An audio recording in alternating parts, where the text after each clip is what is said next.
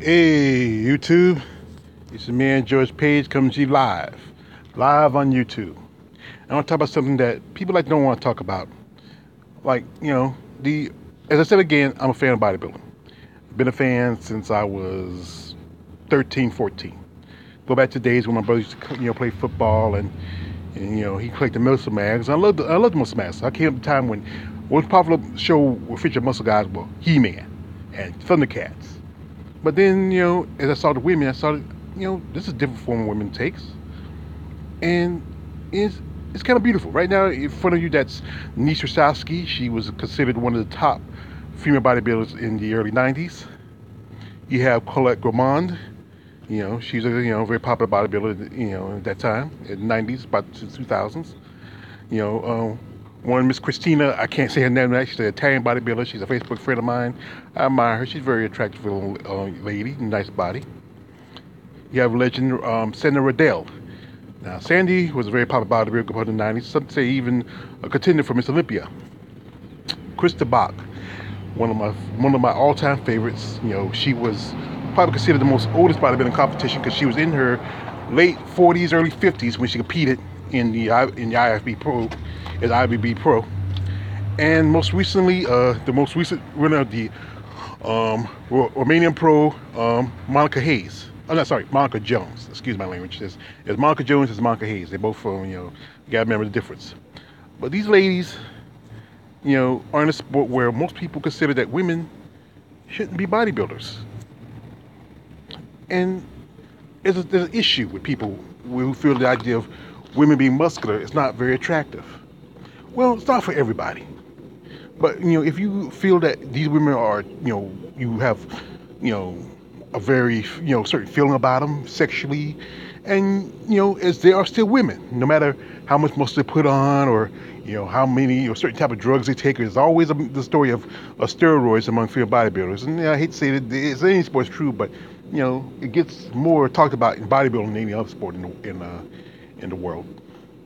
But these ladies compete, and it's a hardship to be a female bodybuilder. In the good part of the early 80s, 90s, there was a good, female body was doing pretty good. It was pretty successful. But then the last few latter years, it's been kind of on life support. As recently as I remember, there was several female bodybuilding shows, several. But it dropped down to a few numbers. And some of them were standalone bodybuilding shows, meaning they weren't attached to men's shows. Like the Miss International was attached to the Arnold Schwarzenegger Classic. Miss Olympia used to be by itself, but then after a while, it was part of the Olympia weekend until they dropped it back in 2014, after 2015. I mean, but as a man, you shouldn't be ashamed that you admire these women's bodies, the muscles, the development, the work they put in to become who they are. But society wants you to feel like you should be shamed. But you shouldn't. You should admire what a woman does. She puts in the work and the time. And these women be treated as equal as their male counterparts. But the problem is, society don't like the idea of women, put themselves in sports where it's more men dominated. Look at the WNBA. Look at other sports where generally for years it's always been a men's sport. Like we talk about the UFC. How UFC women are treated, second-class citizens. Not enough opportunities. And the handful that do get opportunities, it's mostly just for fanboy simp pleasure. As a saying, I've been a fan of female bodybuilding for many a year, and I admire the work these women put into the conditioning, the dieting, and sometimes have to deal with, people talking about them, saying that you're masculine, you want to be a man, you're a man, and they are females. Now, here's one thing factor is that, because that the IFBB has been a long time pushing that, the idea of that beauty over, beauty over, basically more about looks over being an athlete. That's why a lot of female bodybuilders eventually, after a while, as you know, get breast implants because they want to look more feminine. Back in the day, you didn't have to wear makeup and somebody out there. I just hate when we try to do something and people come up making noise. You know, it's a live stream anyway, so that's life. That's live. Back then, women have to, now they make wake up. It's just the story's changed. But then here's it go again.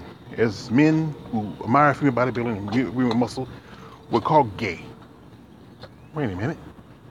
Here's the thing about gay. Gay meaning you're attracted to somebody of the same sex, not somebody of the opposite sex. Yeah. What's the point? If I was gay, I'd be attracted to guys like Lee Haney, Dorian Yates, Chris Cormier. I mean, those type of male bodybuilders. But I have a slight attraction to female bodybuilders. Yeah. These ladies, just a few ladies that I could think of at the time. But there's some really great ones I used to admire when I was coming up. Laura Craval, Vicky Gates, Rosemary Jennings, Bev Francis, Debbie Mugley, Tanya Knight, Jackie Presley. There's a slew of great female bodybuilders that came up the good part of the 80s and 90s. And there's some I'm a fan of now today, like Anita Papa, Sheeta Black, Helena Trevino, Jay Fuchs, Virginia Sanchez. I mean, But right now I'm just showing you.